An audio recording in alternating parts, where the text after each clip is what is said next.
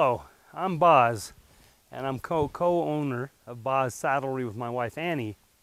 And for years, I think we have now a total of 450, 500 different items that we custom build in our shop. And so many different customers have always wanted to know how to adjust this and how to clean that, basically how to ride it. So what we're going to try to do today the best we can is to come up with some steps on how to fit the pads, how to adjust the saddle, where it should sit. Then I'll go get a horse. We're going to show how it goes on the horse and do some riding, show you some different things. And it's kind of like we call the system of Boz U-Edit. This is really a small company. It's a family-owned company.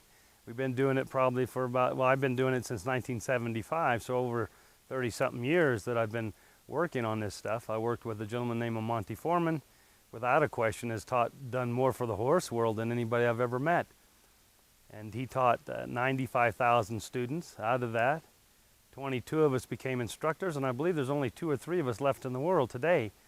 So you'll see with our technique, and I now have changed it and added things and my own thoughts, and came up with a new system called Bozzage, B-O-Z-Z-A-G-E,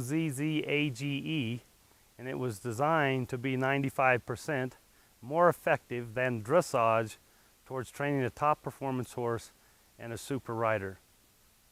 And we're going to show you, because of the gear and our technique, why I can help you and your horse get 95% more. Without saying much more, I'll just start going through some of these things we have hanging up, and this is just kind of a quick thing on most of the things we use. The other things that I forgot to tell you about is a couple items here in training. We have drivers, that I call them, and these little drivers are used for working and training a horse to do different things. And in this particular case, it has a little whips on the end of them that we use for doing groundwork and whatever. But if you take these little whips off, and we use it to work a horse on the ground with these. But if you unthread it here, used for both, then we use this for a lot of training. Working. If you don't have the reins with sticks, then you can use this for training different parts of the animal. They come in a number of different sizes. The other thing that's a wonderful thing is what I call my tube. The tube I use instead of a carrot stick. I don't believe a carrot stick is worth much. I think you can hit a horse in the eye and hurt him pretty bad, or you can fall on it and it could spear and go clear through you like a graphite golf shaft. There's been guys that hit a golf shaft and come back and stick them with it.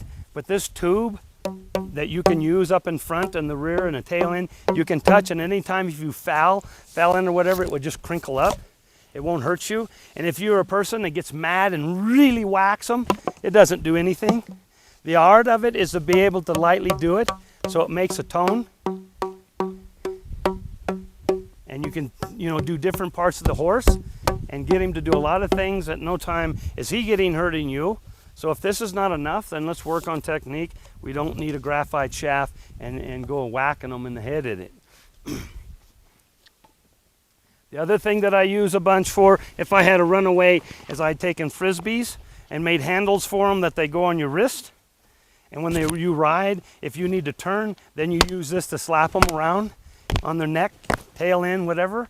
You slap them this way. That way, if it went against their face, this wouldn't do anything to the eye or to the ear, that you could really turn one around and make him do things. You don't have to be too talented with that.